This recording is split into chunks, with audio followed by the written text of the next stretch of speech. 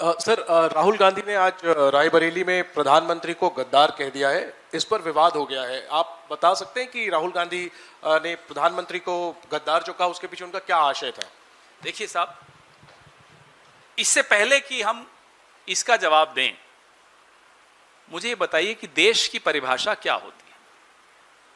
देश क्या ये, जैसे नेहरू जी ने बहुत अच्छा लिखा था, देश क्या ये नदियां हैं, झरने हैं, पहाड़ हैं, पेड़ हैं? नहीं। देश मतलब देश के लोग हैं। जब देश के लोगों की चिंता देश का राजा करना बंद कर देता है, तो क्या उसको हम देश प्रेमी कह सकते हैं? जब देश के लोगों को कहता है कि साहब आप खाना कम खाओ, अपने वाहनों में तेल कम डालो, त्याग करो, और खुद बड़े बड़े काफिलों में रोड शो करते हैं। एक निजी मतलब सरकारी है, लेकिन एक प्लेन में अकेले वो और उनका स्टाफ जाता है विदेश यात्रा में। आप उदाहरण तो नहीं दे रहे ना कुछ।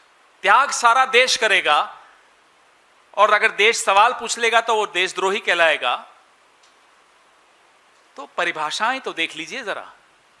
देश की परिभाषा क्या होती है, देश प्रेम की परिभाषा क्या होती है, राजा का धर्म क्या होता है, राजधर्म क्या होता है, यह तो सब समझ लें पहले, फिर आपको समझ में आ जाएगा कि क्या चीज क्यों कही जाती है।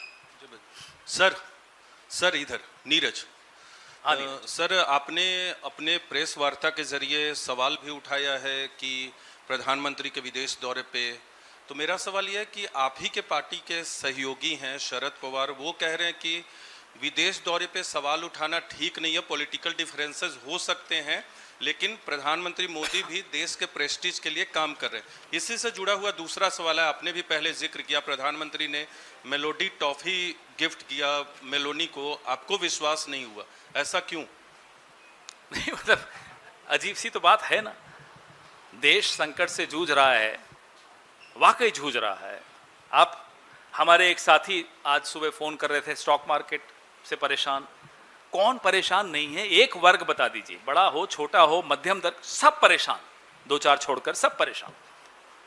उस बीच में प्रधानमंत्री जी ट्वीट करते हैं, 4 फोटोएं डालते हैं कि मैं यहां गया, यहां नाश्ता किया, ये किया, वो किया। चलिए अच्छी बात है, करिए आप।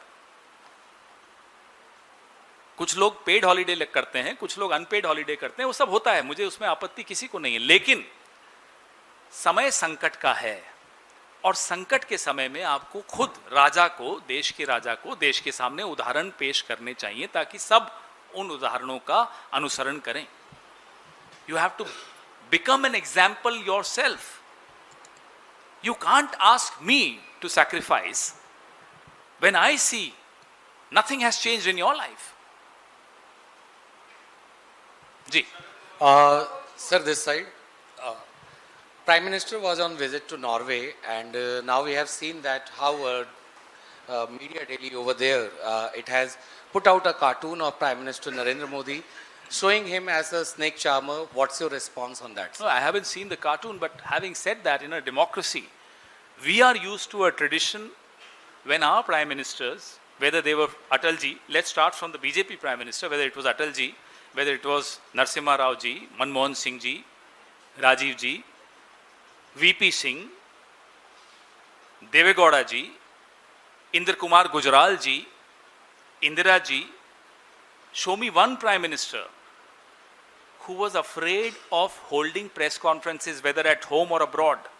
That's why in the middle of my press conference I said, the media is a mirror that shows you the truth. If you are afraid of the mirror, then there is something missing in your truth. डरने की क्या जरूरत है?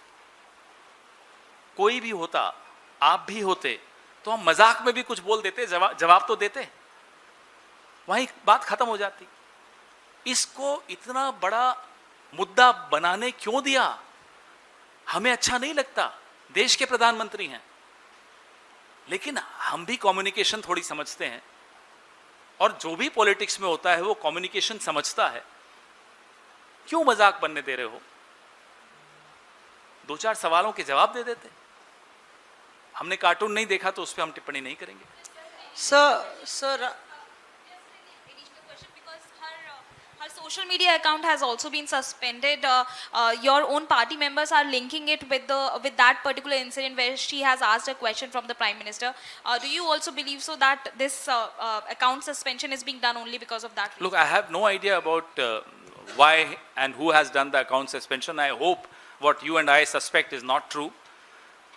Since you wanted me to also repeat the answer in English to the snake charmer thing, I think India is much more than snake charmers. Let everybody in the world know this. So, I haven't seen the cartoon, but I don't want to comment on something which is not really in good taste.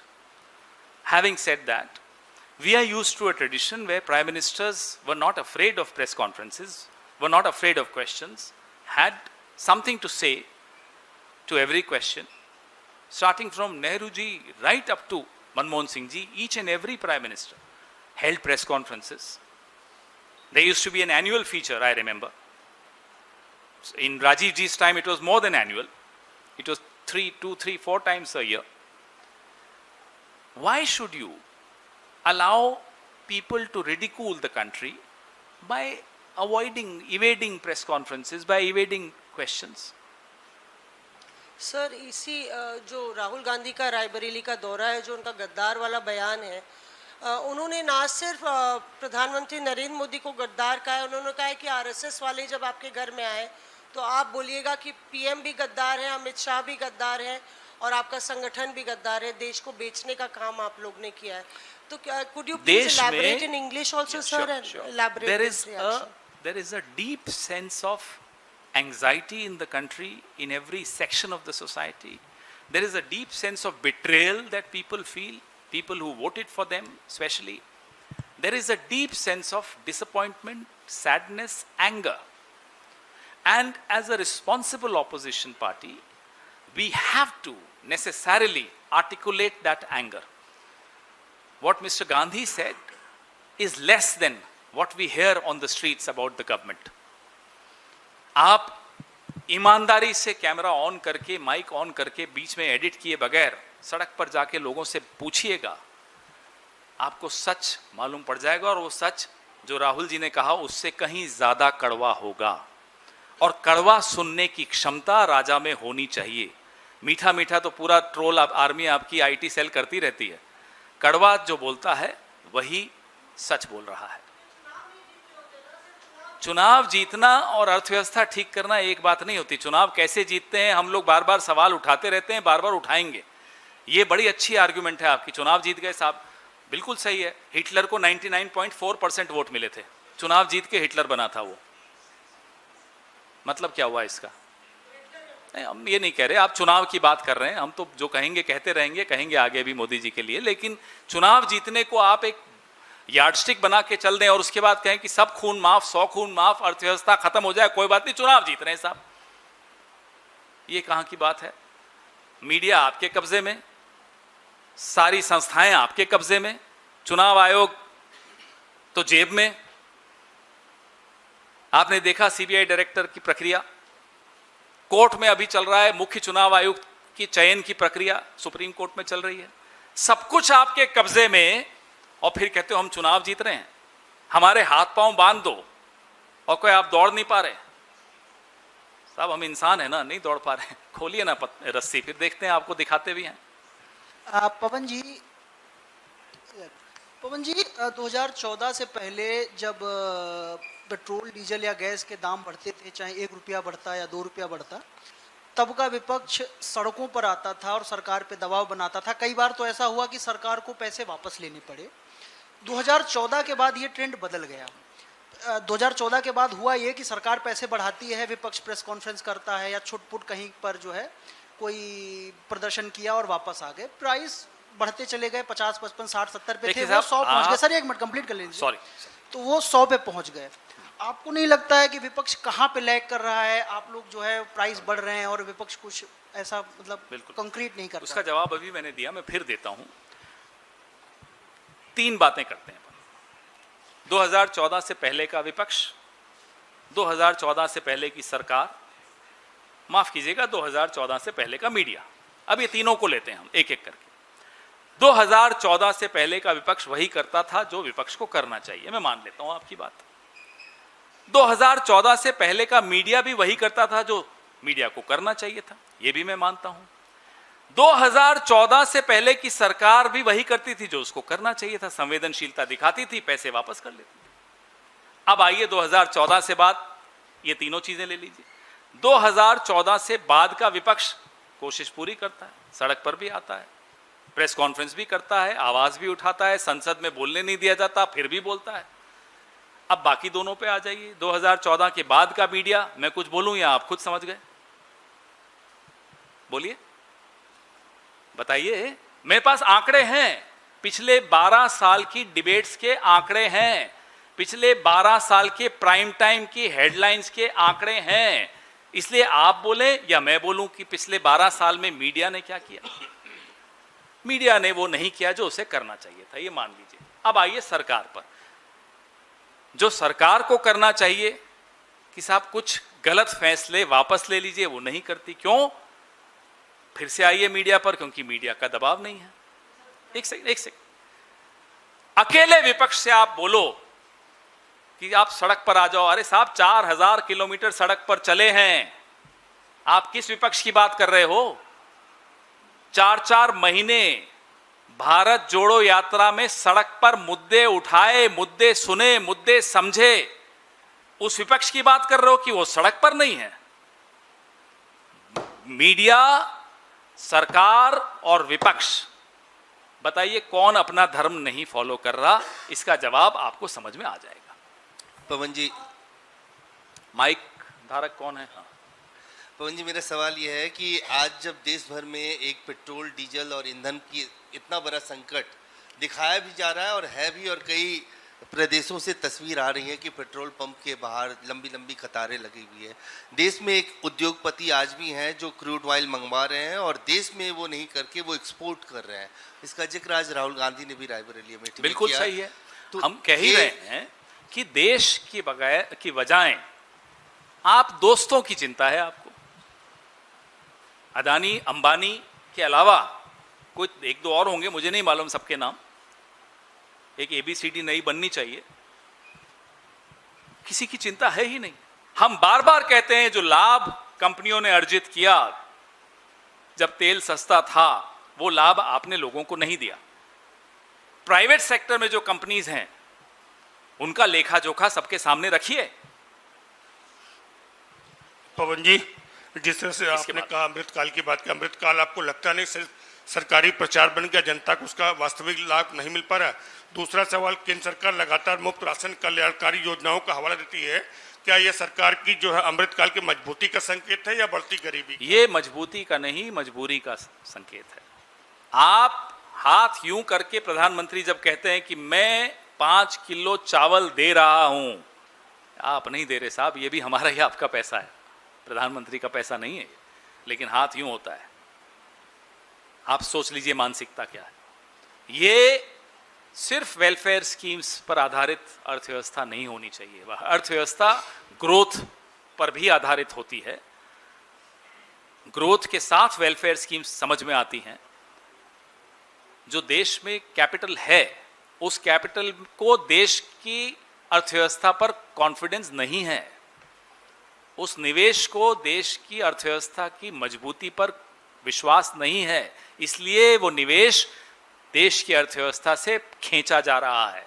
इसलिए देश के भीतर जो निवेशक हैं वो भी घबराते हैं निवेश करने में। पवन जी, आपने अंतर्राष्ट्रीय मामलों पर सरकार को घेरा है, बिल्कुल सही है, विपक्ष का काम है आईना दिखाना, लेकिन आपकी नज़र में भारत की विदेश नीति में सबसे बड़ी कमजोरी क्या है, जहां पर दिक्कत आ रही है? सबसे बड़ी कमजोरी हमारी विदेश नीति में पिछले 10 साल में, 12 साल में देखने को जो मिली, उन्हें दे दीजिए, वो ये है कि एक व्यक्तिवादी विदेश नीति हो गई है, इंडिविजुअल सेंट्रिक फॉरेन पॉलिसी हो गई। बात देश की नहीं है, बात देश के प्रधानमंत्री नरेंद्र मोदी पर फोकस आ गया, सारा स्पॉटलाइट उन पर। अब वो डायस्पोरा इवेंट करेंगे, वो वहां जाकर अपनी एंडोर्समेंट लेंगे, तालियों की गड़गड़ाहट सुनने का शौक सबको होता है, उन्हें थोड़ा ज्यादा है, तो वो पूरी विदेश नीति एक व्यक्तिवादी विदेश नीति हो गई, उसका नतीजा आज हम भुगत रहे हैं। एक लाइन में तो इसका ये जवाब है, फिर लंबे हमारे और साथी हैं जो एक्सपर्ट हैं फॉरेन पॉलिसी पे, उस पर आप उनसे चर्चा जरूर करिएगा। जी Sir, I just have to ask you that you told us that there has been a convention that prime ministers hold annual press conferences. My simple question is that what is the importance of press conferences? The importance of press conferences is that you can ask questions to your prime minister directly without any mediator, and it should be a completely open exercise without sending questions to the prime minister. Just ask questions. After all, the country also wants to listen to the prime minister, and the country expects the media to ask questions on their behalf. The country cannot go and ask the prime minister. Obviously, therefore, there is a role that the media plays, and a very responsible role that the media plays. So there is definitely an importance of the press conference. Exactly. Right now, it's just Modi ke man ki baat. अब on कर दीजिए। Hello. Thank you very much. Your eloquence is indeed a very masterpiece. Thank you. But when you are selecting Supreme Court judge or a chief election commission, then it is a political question. It is not a question of media. It's not a question of other, ingredients. So when his party is appointing his person, then the political parties are to be united and they have to come to the street, but it was not. Even in the education bill, we have found that it was passed unilaterally. So I feel the coming together of the political parties, which is a part of their subject, they are not doing their, duties well. That's a fair criticism. I accept that. We should all come together as political parties. I agree with you. And there are issues on which we do come together. But I agree with you on larger, yes, all those issues, issues of larger public interest, yes, we should all come together. And I hope everybody else is also listening to what you just said.